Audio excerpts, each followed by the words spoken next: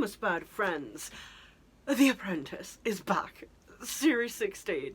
Oh my god. Obviously The Apprentice UK. Oh my god. Oh my god. Oh, I love The Apprentice so much. I didn't watch it from the beginning. But when I got into it, I went back and watched like every single series, and I just love The Apprentice so much, and it brings me so much joy, and I've missed it bitterly these past 2 years where it's not been on because of COVID, and now it's back, and I'm so happy. I am so happy. So, week 1 task: cruise ships. All you have to do is market a cruise at a particular group, do a little advertising campaign, come up with a decent name. Could they do that? No, they could not. No, they could not. Right, so you had the girls' team, right, calling theirs bougie cruises, but they didn't know what bougie meant. They thought it meant kind of fancy. It doesn't mean kind of fancy. It means like actually quite obnoxious, because it's from bourgeoisie. It's like it is fancy, but obnoxiously so.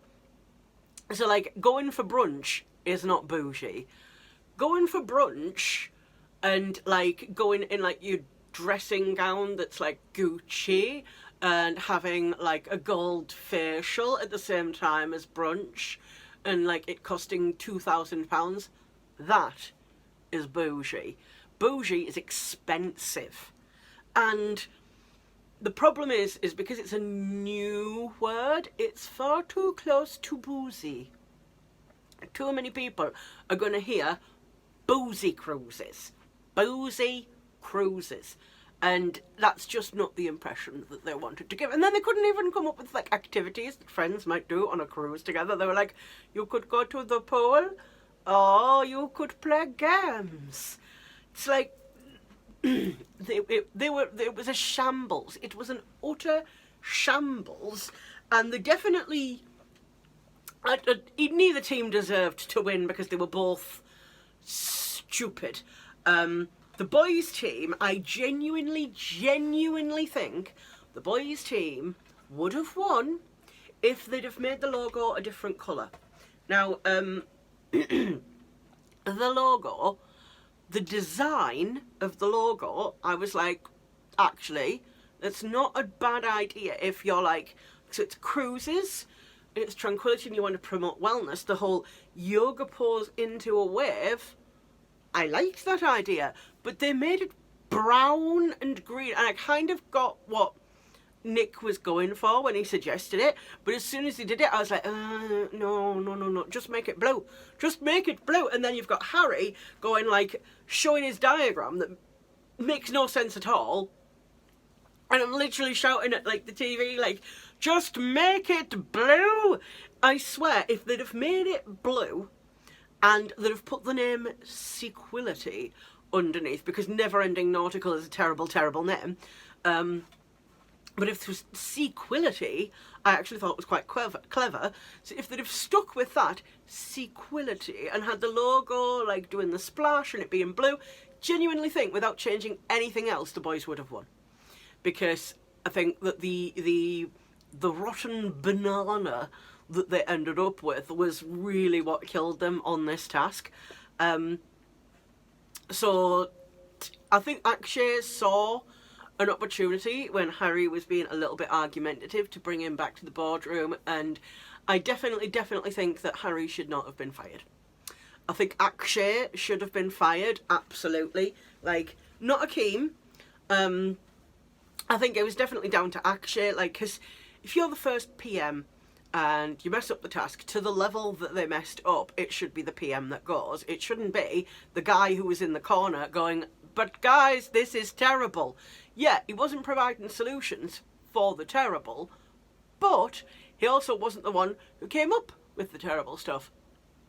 So I think Harry was wrongly fired. I would have hired Harry, fired Akshay, because, like, it's the PM's responsibility and it's the first week and you volunteered to do it, and that's kind of what happens. And I think that Akshay's had a very narrow escape there.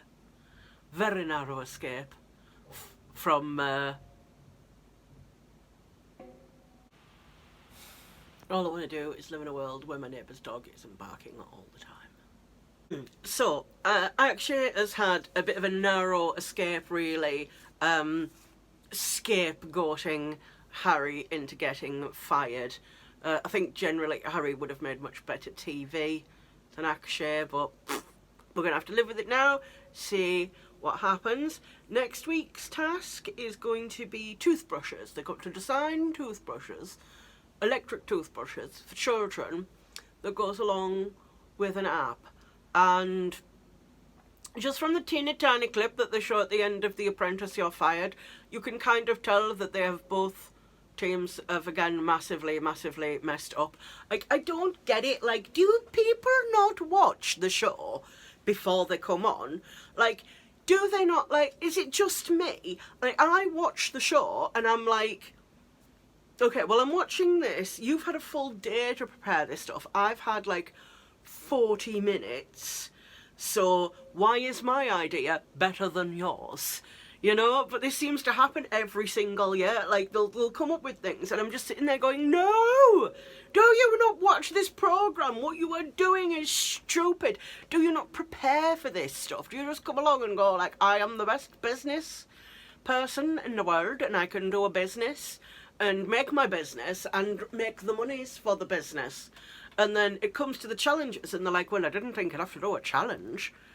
And this 16... yeah, running, it's not 16 years because it's missed 2 years, it's like 18, oh my god, wow, that's a long time. Is there an unscripted, like, reality TV show that's run for as long as The Apprentice and is as popular? I don't think there is. I don't know about the American Apprentice because I've never watched it, but, like, UK Apprentice, like, people are obsessed, and I have a friend who I also like watch, like, who watches it and I watch it and we both like text each other back and forth like all during the episode, like, I can't believe those stupid people did this stupid thing. And like he's the only person who I know in real life who actually watches the show, so he's the only person I can gush to about like how excited or how like angry I get about the show. So I thought this year I'm gonna do, like, you know, I'm gonna do some YouTubey videos to discuss my love of The Apprentice. So yes, that was, it was a typical sort of first episode of The Apprentice. The next episode also kind of looks typical. There's two tasks that I look forward to every single year. One is the finding task, where they get given a binder with like, these are the things you've got to buy, and they don't have any descriptions and they've just got to like blindly run around trying to figure out what on earth it is that they're trying to buy in wherever they've been placed. Like in previous years they've been in like a souk in Dubai, or they've been in like Jersey or Oxford. So I'm interested to see where that task goes. It is one of my favourite tasks that occurs every single year. So I am very much looking forward to seeing what they do with that, because you know that it's probably not going to be great, because I don't know, I think there's only been 1 year where a team got absolutely everything and they got it all right. I'd have to check. I don't have the entire like back series of The Apprentice memorised in my brain of what they have and what they haven't done well, but like, and I think that there's only been like one team who's actually ever done it really well, so it's usually a disaster. I also really like the task that they do where they go to like a convention or something and they're selling things on other people's behalf. Like 1 year they did artwork, and they were like art sellers, and 1 year they did like fashion stuff. Like they were selling these scarves and I was a little bit obsessed and I kind of wanted one because it was a cat, and the scarf like went around you and like one end was the cat's like tail and the other end was the cat's head, and I was like, oh my god, I love that scarf is amazing. And I looked it up and I found who the person was who made the scarves, and they were like £200, and I was like, I can't afford to spend £200 on a scarf. That's ridiculous. So yeah, I usually look forward to those tasks, and seeing what happens. Bit sad Claude's not going to be around the show because I love Claude. He's a very scary man. Hopefully he'll be back for the interview stage because that is obviously one of the best bits.